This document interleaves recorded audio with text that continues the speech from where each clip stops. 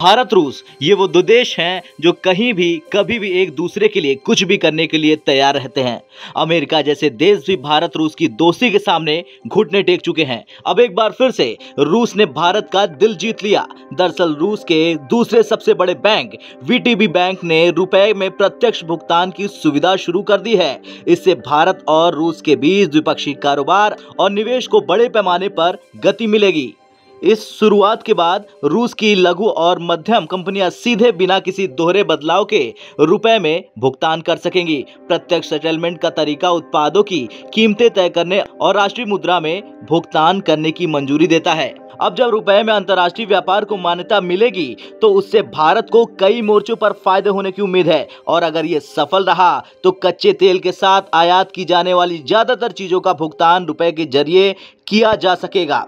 अभी भारत इसके लिए हर साल अरबों डॉलर खर्च करता है। इसके अलावा कई विदेशी लेन देन का भुगतान डॉलर में किया जाता है। हालांकि रुपए में कारोबार करना इतना भी आसान नहीं, इसके खरीदार मिलना अक्सर मुश्किल होता है। दूसरी तरफ भारतीय रुपए की तुलना में यूएसडी की मांग ज्यादा है।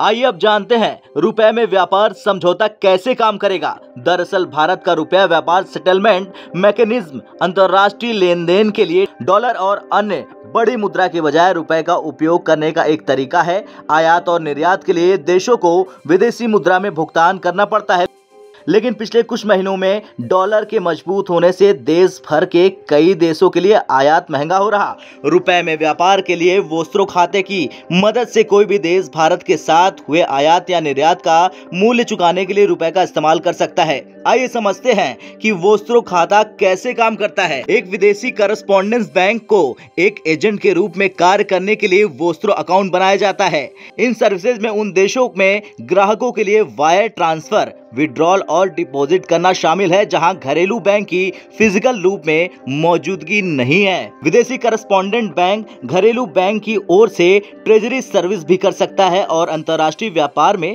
तेजी ला सकता है।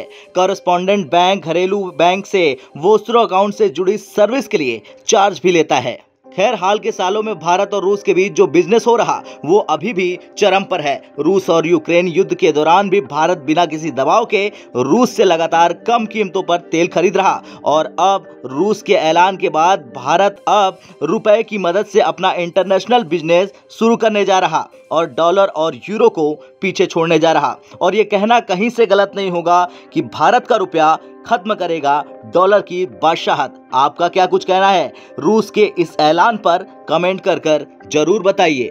ब्यूरो रिपोर्ट, भारत तक।